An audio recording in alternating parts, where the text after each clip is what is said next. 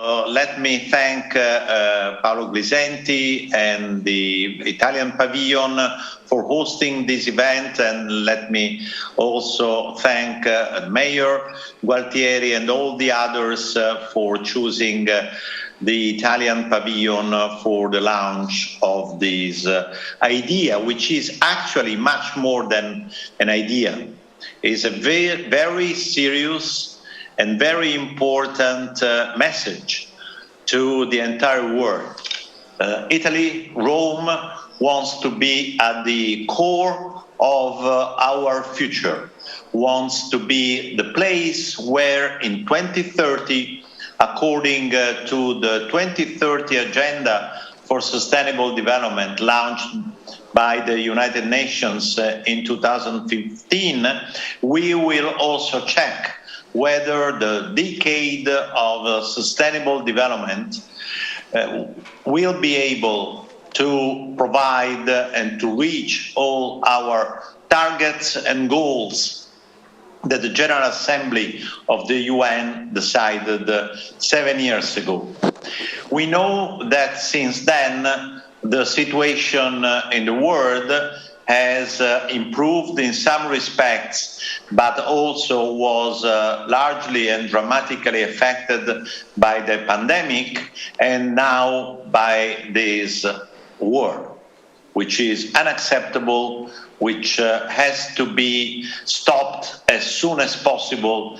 And I welcome the resolution by the General Assembly of the UN yesterday to ask for the immediate stop of this war.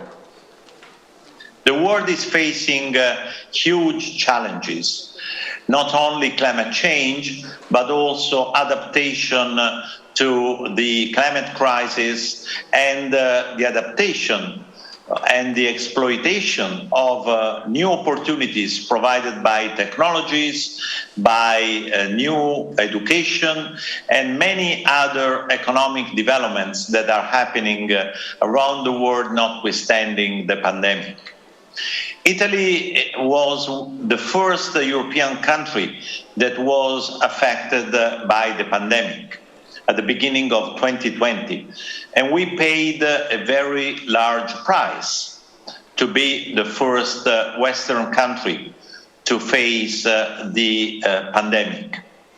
But since then, Italy, the European Union, and many other countries in the world demonstrated a very high resilience to the crisis, restarting our economic activities, showing in 2021 an unexpected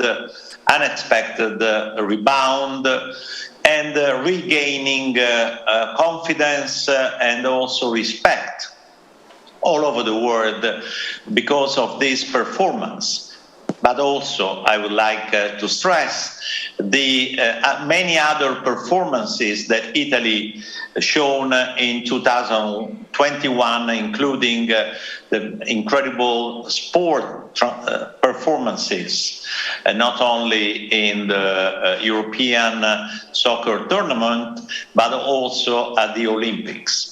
And I would like also to underline that today, the Paralympics are starting in Beijing, and I really hope that Italian representatives will perform equally very great results.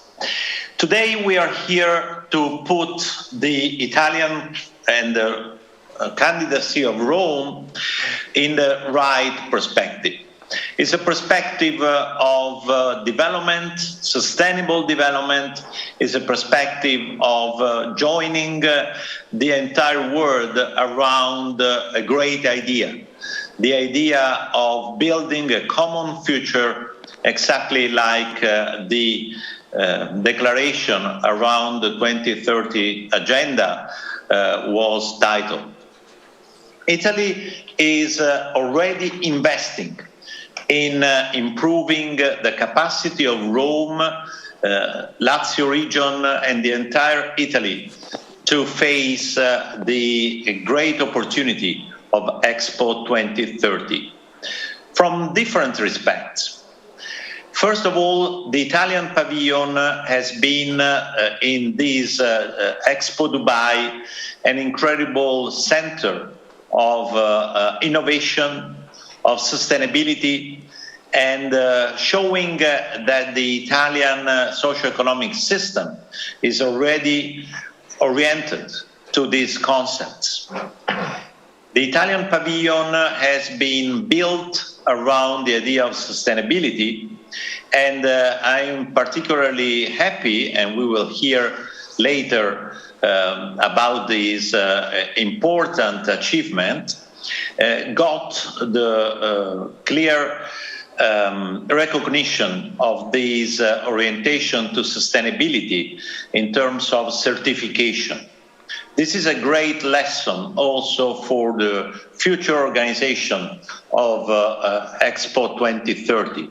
But we know that the Italian government, the Rome municipality, has chosen sustainability as a driver for its future development. In the National Plan for Recovery and Resilience, the investments towards sustainability were massive and are massive. Our ministry that changed its name from infrastructure and transport into sustainable infrastructures and mobility got 61 billion euro for investments in this field.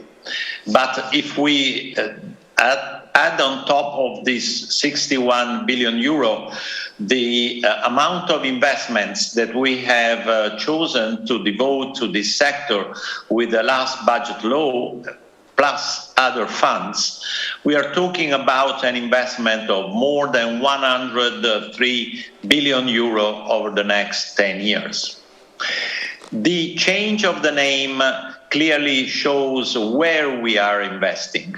And I'm very happy that 70% of our resources for the National Plan for Recovery and Resilience is devoted to fight against climate change.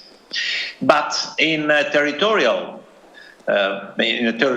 perspective, Rome and the Lazio region will get overall 82 billion euro for investments towards the implementation of the National Plan for Recovery and Resilience, but also the 2025 Jubilee. And this will change radically the way in which the region and the city will work. For example, the development of a new metro, or the fact that the port of Civitavecchia has been recognized as part of the core network by the European Commission. The port of Civitavecchia is the port of Rome, actually, which is already a very important center for cruises, for also other types of maritime transports, but the port, will be connected via train, via railways towards the city, but also towards the north of Italy, with connections to the high-speed railway network. We are investing a lot in our recovery and resilience plan. We will connect by train 11 airports, 11 ports, and 9 freight intermodal centers. This is just to say that the word connection is really at the core of our plan for the next decade. And in this perspective, Rome Expo can really be an incredible opportunity to connect the world, as the Dubai Expo is doing, in a new perspective. Because I'm sure that after the implementation of the 2030 agenda, there will be a new agenda, maybe it will be the 2050 agenda for the entire world. The European Union has already established its perspective to be the first global geopolitical and economic area to be decarbonized. Decarbonization is one of the keywords everywhere. And I'm sure that in Rome, we will have the opportunity to look at the most innovative and effective solutions to move from 2030 to the 2050 goal of decarbonization. But also the other dimension, and I'm sure that the mayor will elaborate more on this point, is that beside the technological aspects of development, the role of people is incredibly important, the role of territories.